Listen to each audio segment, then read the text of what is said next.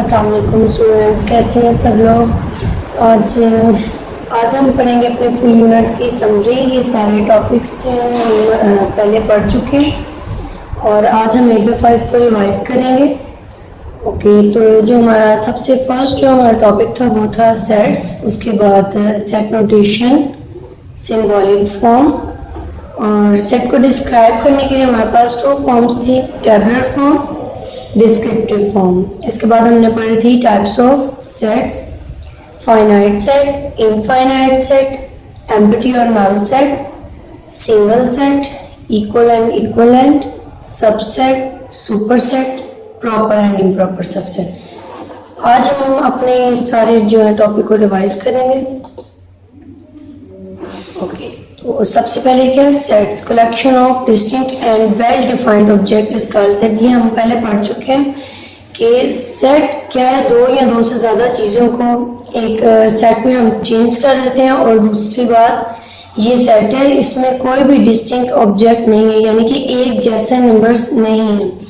इसके बाद था सेट नोटेशंस। सेट नोटेशंस में हम सेट को रिप्रेजेंट करते हैं कैपिटल लेटर से।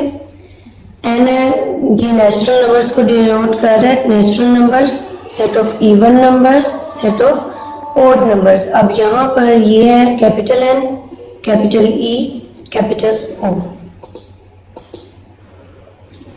नेक्स्ट सिंबॉलिक फॉर्म, दो सिंबल्स हमने पढ़े थे, belongs to and not belongs to. अगर एक सेट का मेंबर होगा कोई भी एलिमेंट तो हम कहेंगे ये बिलोंग्स टू है, और अगर नहीं होगा, किसी भी सेट का मेंबर नहीं होगा, तो हम कहेंगे नॉट बिलोंग्स टू। इसके बाद हमने पढ़ा था डिस्क्राइबिंग अ सेट, यानी कि सेट को डिस्क्राइब कैसे करना है। उसके लिए हमारे पास था पहले डिस्क्रिप्टिव फॉर्म। वो क्या है, अगर हम किसी भी सेट को, एलिमेंट्स को हम स्टेटमेंट में चेंज कर देते हैं, एक सेंटेंस में चेंज कर देते हैं, तो वो क्या हो जाता है हमारे पास डिस्क्रिप्टिव फॉर्म। इसके अलावा हमारा जो सेकंड था वो था टेबुलर फॉर्म। टेबुलर फॉर्म में हमने पढ़ा था कि सेट के सारे एलिमेंट्स को आप कॉमास के थ्रू अलग अलग कर देते हैं। इसके बाद जी टाइप्स ऑफ सेट्स। टाइप्स हमने सबसे पहले पढ़ी फाइनाइट, इनफाइनाइट, इसके बाद एम्प्टी और नल सेट, इसके बाद single, equal set, equivalent set, subset, superset, proper and improper subset. Start करते हैं फर्स्ट से, फाइनाइट एंड इनफाइनाइट सेट। जी, तो कौन से थे फाइनाइट सेट? ऐसे एलिमेंट्स जिन्हें आप काउंट कर सकें। जैसे ये आपके पास एक सेट है, the set of natural number less than 10। अब इसे आप काउंट कर सकते हैं क्योंकि नेचुरल नंबर्स हैं और 10 से छोटे हैं, तो आप 1 से लेके 9 तक जितने भी नंबर्स हैं उनको आप काउंट कर सकते हैं। इसी तरह set of vowels in English alphabets, vowels 5 होते हैं, उन्हें हम काउंट कर सकते हैं। इसके बाद क्या था, इनफाइनाइट सेट। इनफाइनाइट सेट ऐसे एलिमेंट्स जिन्हें आप काउंट ना कर सकते हो, बहुत ज़्यादा नंबर्स में ये जा रहे हैं। तो क्या है, the set of counting numbers 1 2 3 4 5। अब ये आगे चलता जा रहा है, मतलब रुक नहीं रहा, हमें ये पता नहीं है कि ये कहाँ स्टॉप हो रहा है, इसका मतलब इसे हम काउंट नहीं कर सकते। फाइनाइट सेट वो जिसे आप काउंट कर सकते हैं, इनफाइनाइट वो जिसे आप काउंट नहीं कर सकते हैं। इसके बाद है एम्प्टी और नल सेट। एम्प्टी का मतलब खाली, तो इसका मतलब एम्प्टी सेट का मतलब कि ऐसा सेट जिसमें कोई भी एलिमेंट ना हो, वो बिल्कुल खाली हो, इसे आप नल सेट भी कहते हैं। इसके बाद है सिंगल सेट। इसमें हमने पढ़ा था सिंगल सेट में कि ऐसा सेट जिसमें सिर्फ एक एलिमेंट हो, तो वो क्या होता है, सिंगल सेट होता है। जैसे ये सेट है, इसमें भी एक एलिमेंट है, ये भी एक एलिमेंट है और ये भी एक ही एलिमेंट है। Equal, equivalent set. जी, इक्वल सेट। इक्वल सेट्स में अब यहाँ पर बात हो रही है, यहाँ पर एक सेट है P, सेट है Q, यहाँ पर एलिमेंट्स है 1 2 3 4 5। यहाँ पर भी क्या है, 1 2 3 4 5। अब यहाँ पर क्या है कि जितने एलिमेंट्स इधर हैं यहाँ पर भी उतने ही एलिमेंट्स हैं।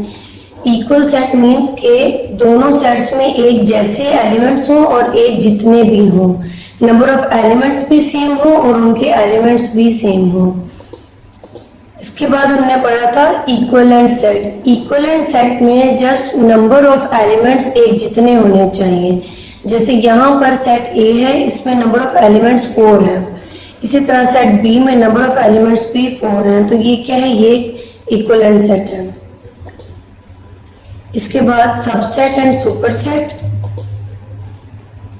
जी, सबसेट में हमने पढ़ा था, अब यहाँ पर ये दो सेट्स हैं हमारे पास, एक सेट ए एक सेट बी है। सेट ए में क्या कौन से एलिमेंट्स हैं, 2 4 6 8 10। अब यही सारे एलिमेंट्स सेट बी में भी हैं, 2 4 6 8 10।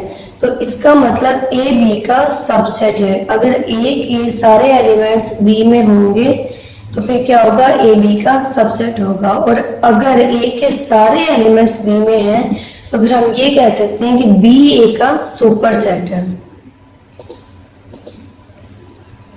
इसके बाद है प्रॉपर एंड इम्प्रॉपर सबसेट।